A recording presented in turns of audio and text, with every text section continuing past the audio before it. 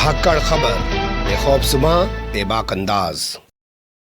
धाकड़ खबर के news room से मैं आपके साथ हूं अकरम rice Khan. The Kashmir file, इस फिल्म को लेकर बेवजह एक तरफा बवाल काटा जा रहा है। कोई विरोध नहीं कर रहा है, फिर भी पूरा भगवा gang, Bharatiya Janata party, भोंपू media और उसके दलाल चाटुकार दंगाई, बल्कि अब तो ईमानदार बन चुके पत्रकार भी भूचाल मचा रहे हैं। और अब तो इस पूरे मामले में प्रधानमंत्री नरेंद्र मोदी की भी एंट्री हो गई है। प्रधानमंत्री नरेंद्र मोदी का बयान सामने आने के बाद किस तरीके के सवाल खड़े हो रहे हैं, उनसे आपको बाद में रूबरू कराऊंगा। उससे पहले आपके सामने 25 साल पुरानी एक कहानी रख देना चाहता हूं। उस वक्त मैं स्कूल में पढ़ा करता था। बागपत शहर में चुनाव चल रहे थे, तो आप जानती हैं चुनाव के चलते स्कूल बंद, सब चीजें बंद। तो मैं अपने घर में स्थित जो हमारा डिपार्टमेंटल स्टोर था, परचून की दुकान कह सकते हैं, आप किराना स्टोर कह सकते हैं, वहां पे बैठा हुआ था। हमारे मोहल्ले के नेता जी मेरे पास आए, उन्होंने कहा बेटा इसको बंद कर दे। हमने कहा क्यों? कि बाहर से पत्थर मारेंगे। बाकायदा शीशा लगा हुआ था आगे, जो लगता है पूरा गेट वेट बना के, कि पत्थर बाहर से मारेंगे, तोड़ेंगे और तेरे पे आरोप लगाएंगे कि तूने असल में पत्थर मारा है, तेरी दुकान को जला देंगे, तुझे भी जान से मार डालेंगे, कुछ भी बवाल कर सकते हैं। मैंने कहा क्या ऐसा हो सकता है? उन्होंने कहा कि तुझे अभी कुछ पता नहीं है, जैसी जिंदगी आगे बढ़ेगी वैसे तमाम चीजों से तू वाकिफ हो पाएगा। लेकिन आज लग रहा है कि वो सच कहते थे। जब से फिल्म आई है तब से हमें कोई खबर नहीं मिली है कि कोई भी शख्स इस फिल्म के खिलाफ खड़ा होकर बोल रहा हो, ये कह रहा हो कि इस फिल्म पे बैन लगा दो। ना किसी अदालत में कोई तहरीर दी गई है, ना किसी अधिकारी के सामने कोई तहरीर दी गई, ना कोई नेता किसी प्रधानमंत्री मुख्यमंत्री से मांग कर रहा है। बल्कि भारतीय जनता पार्टी के नेता एक से बढ़कर एक, कभी गुजरात वाला कह रहा है हमारे यहाँ टैक्स फ्री, कभी कह रहा है मध्य प्रदेश वाला हमारे यहाँ टैक्स फ्री, कभी कह रहा है उत्तर प्रदेश वाला हमारे यहाँ टैक्स फ्री, कभी कह रहा है हरियाणा वाला हमारे यहाँ टैक्स फ्री। तमाम जगह टैक्स फ्री कर रहे हैं। और जो शिवराज सिंह चौहान है, मध्य प्रदेश के मुख्यमंत्री हैं, जिसे आरएसएस की सबसे बड़ी प्रयोगशाला का प्रदेश कहा जाता है, वो तो कह रहे हैं कि हम पुलिस वालों को एक दिन की छुट्टी देंगे ताकि वो फिल्म देख सकें, क्योंकि इस फिल्म में कश्मीरी पंडितों की और कश्मीर की सच्चाई दिखाई गई है। पहले ऐसा नहीं हुआ था, पहली बार फिल्म के आधार पर यह सच्चाई देश के सामने आई है। कोई विरोध कहीं से नहीं मिल रहा है, लेकिन फिर भी बवाल मचाया जा रहा। और आज इसमें प्रधानमंत्री नरेंद्र मोदी की भी एंट्री हो गई। उन्होंने कहा कि जो लोग फ्रीडम ऑफ एक्सप्रेशन के नाम पर झंडा बुलंद करते फिरते हैं, वो लोग एक इकोसिस्टम क्रिएट कर रहे हैं इस फिल्म के खिलाफ, जबकि इस फिल्म में सत्यता दिखाई गई है। प्रधानमंत्री नरेंद्र मोदी के बयान के आधार पर उनके ऊपर किस तरीके के सवाल उठ रहे हैं और उन्होंने क्या पूरा बयान दिया है, उससे अभी आपको थोड़ी देर बाद रूबरू कराऊंगा। यहां फिर एक बार आपको रोक रहा हूं, लेकिन उससे पहले आपके सामने कंगना रनावत का बयान रखना चाहता हूं। आप तो जानते हैं ना, ये कहती है कि उस वक्त जो आज़ादी मिली थी वो तो भीख में मिली थी, और गांधी जो है अपमानित करती है उनको। लेकिन ये कह रही है कि इस फिल्म को युवाओं को देखना चाहिए, क्योंकि सरकार ने तो इसको पद्मश्री दे रखा है के बारे में। लेकिन आई थिंक हर एक युवा को देखनी चाहिए कैसी हमारी जो हमारे देश की जो कैंसर है, टुकड़े गैंग, सबको एक्सपोज करती हुई ये जो फिल्म है हर भारतीय को देखनी चाहिए और इसको टैक्स फ्री हर जगह करना चाहिए। और विवेक जी को, पल्लवी जी को, अनुपम जी को बहुत बहुत बधाई। उन्होंने पूरी फिल्म इंडस्ट्री को, जितने भी बॉलीवुड के किए हुए पाप हैं, आज इन्होंने धो दिए सबने मिलके। सुन लिया आपने, ये हैं कंगना रनावत। अब बात कर लेते हैं कुछ और खबरों की।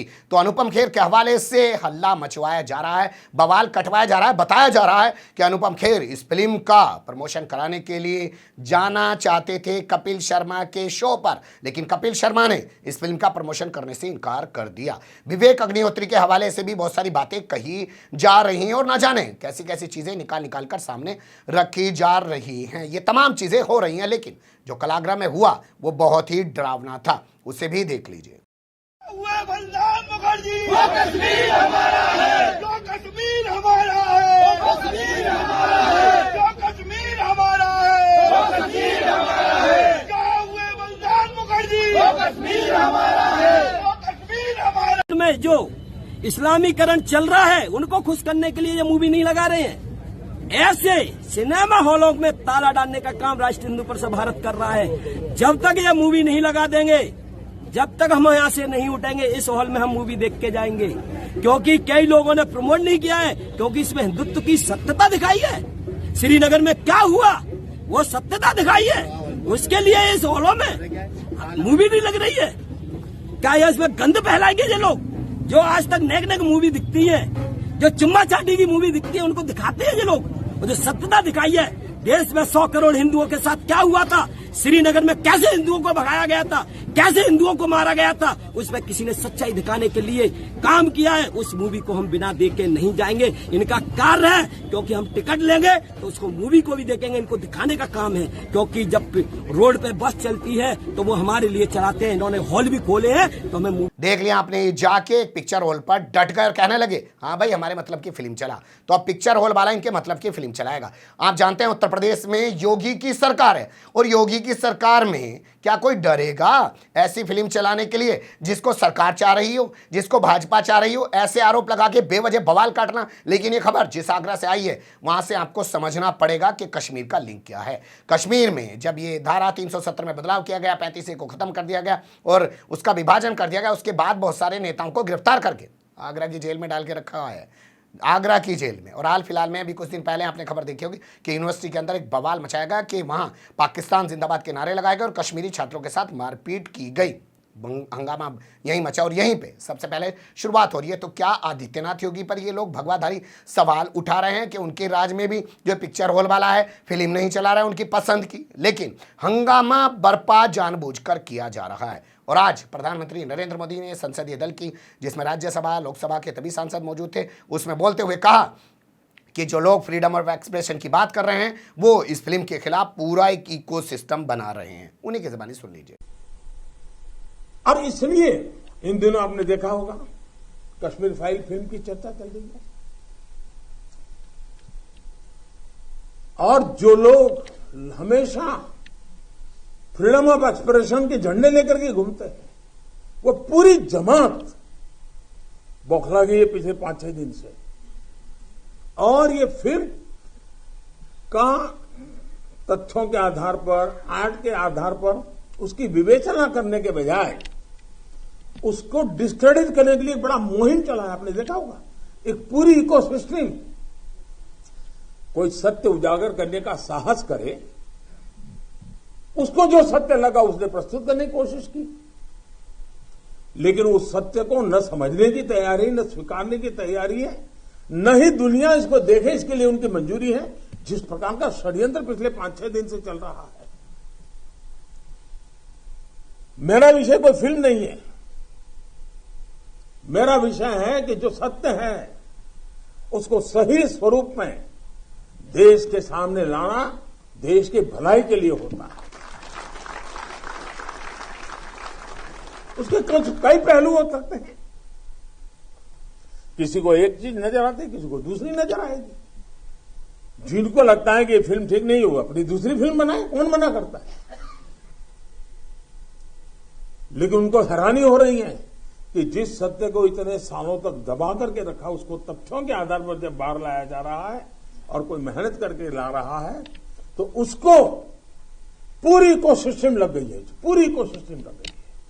और ऐसे समय जो सत्य के लिए जीने वाले लोग हैं उन्होंने सत्य के खातिर खड़े होना उनकी जिम्मेवारी होती है,